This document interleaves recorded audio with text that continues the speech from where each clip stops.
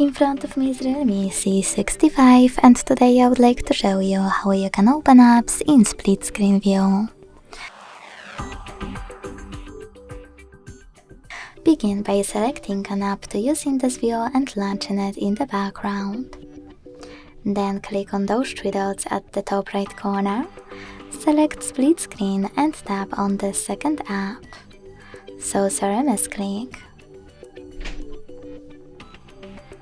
As you can see, now I can use both at once. To go back from this mode, you can drag one of your apps all the way up or all the way down. You can also close both in the background. Thanks so much for watching. If you enjoyed this video, don't forget to leave a like, comment and subscribe. Bye!